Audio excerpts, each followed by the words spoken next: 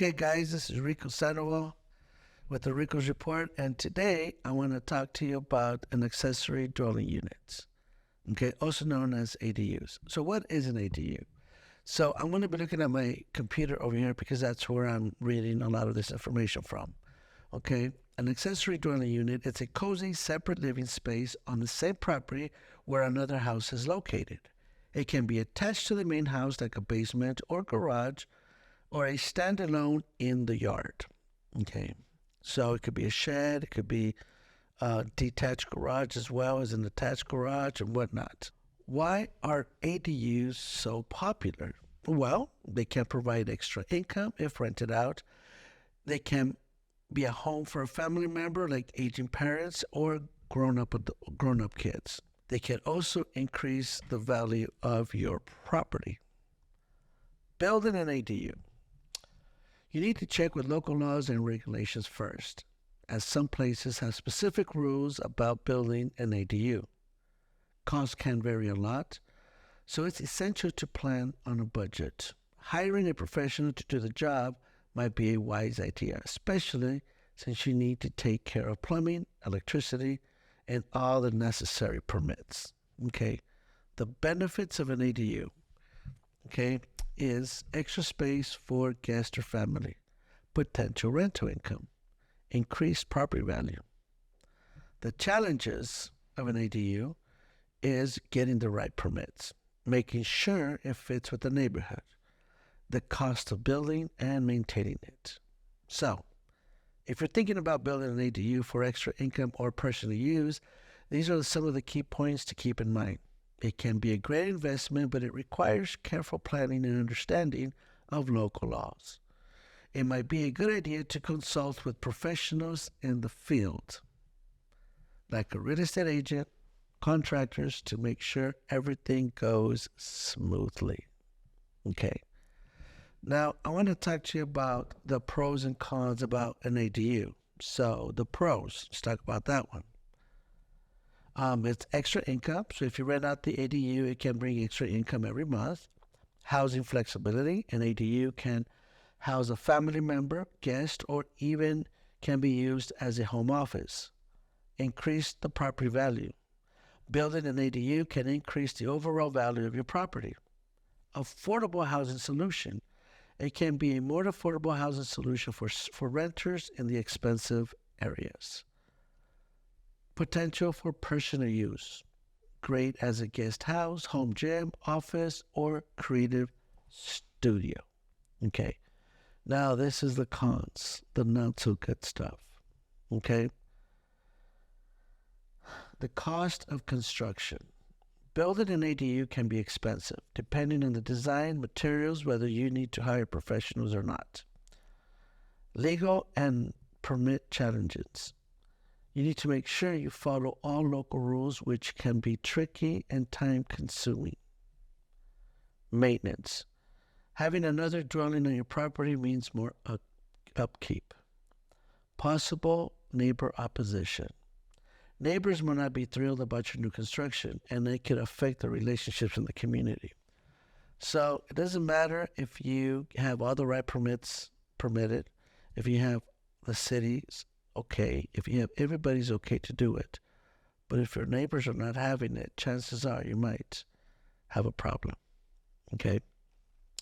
And the last one is potential impact on taxes.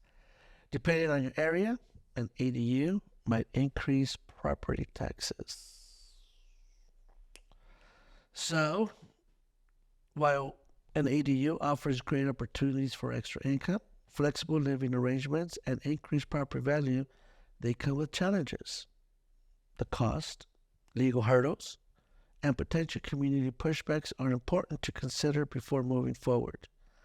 If you're serious about building an ADU, chatting with a local professional might be a great way to understand all the ins and outs specific in your area. Can I build an ADU on my property if there's an HOA? The answer is you can, but the HOA must approve it. So as long as the HOA approves it, you're good to go. Can I build a second dwelling on my property for short-term rentals? An ADU or an junior ADU can only be rented for periods of 30 days or longer. It is not possible to rent an ADU as a vacation home. Well, the jury is still out on that one. So, can I put an ADU on my property while building my primary unit? You can. You can build an ADU concurrently with the primary unit, and much of the same requirements apply. Can I rent my ADU to anyone I want? A homeowner has the freedom to rent their ADU to whoever they choose, but you must first follow fair housing regulations. In the rental advertisement or agreement, you cannot include discriminatory terms or circumstances. You are not allowed to promote or establish that the unit is available or unavailable to persons of specific race, color, religion, sex, disability, family status, or national origin, and you are not allowed to deny housing vouchers. Can I sell my ADU by itself? The answer is no. It needs to be sold with the primary units. Can I build an ADU in my front yard? The ADUs will vary on municipality. However, the ADU rules on building in your front yard are dependent on an attached ADU. Well, if the garage is towards the front. Okay? Although setback regulations apply in the front and the rear, you can only build attached ADUs in the backyard of properties with historical classification. Historical classification means if the neighborhood allows it. Now, the neighborhood may not allow it, but the city will allow it. I've seen neighborhoods where it's a new development right next to an old development built in the 1950s, 60s. So even though they're on the same city, the new ones may not have the space on either side of the house to build an ADU. But the neighborhood next to them, they do, because the yards are bigger. The setbacks is there. So an ADU in the backyard of properties with historical classification. This classifies, this does not classify. Okay, a detached ADU. At the moment, a detached ADU can only be erected in the backyard. It can only be built in the backyard. Can I build an accessory dwelling unit on top of my garage? According to local legislation, a conversion ADU can be erected from any legal structure. Garage, auxiliary structure, which is storage, with an appropriate fire safety setbacks. So yes, you can. Yes, you can. Okay. And I think the reason why they allow this, it's because what's the difference between adding a second story on your garage for an ADU to expanding your garage if you have a big RV and you want to store it, those big bus RVs, right? Okay, here are the types of ADUs. An accessory dwelling unit refers to a wide range of residents. A detached new construction, also known as these tiny homes. A granny pod, backyard cottage, and whatnot. So there's how many? Six. So there's detached construction, tiny homes, a garage conversion, a carriage house conversion, like a big storage shed, a basement conversion, a home addition, and a junior ADU. Let's talk a little bit about junior ADU. So an ADU, a regular ADU, shouldn't be larger than the main house. So if you're building an ADU, it should be much less smaller, less square footage of the main house. But if you're building a junior ADU, it should be at less than 500 feet. So a junior ADU is under 500 feet. And as a version of these options, it could be anything from a tiny home on the lot to a fully functioning treehouse apartment. A treehouse apartment. Okay. Okay. Well, there you have it, you know. So a detached new constructions, okay, garage, house, carriage, basement conversions, home addition, junior ADUs. So the basic requirements for an ADU, it must be on the same lot as a larger residence. It must have a space for living, sleeping, and cooking, plus a bathroom. There must be a private entrance. The kitchen must have counters, cabinets, sink, running water, and a stove or a stove hookup. Well, there you have it. Okay. Those are the 6 types of ADUs. ADU building requirements, the size limits. These is what I was looking for. So a single family property limits you to 850 square feet.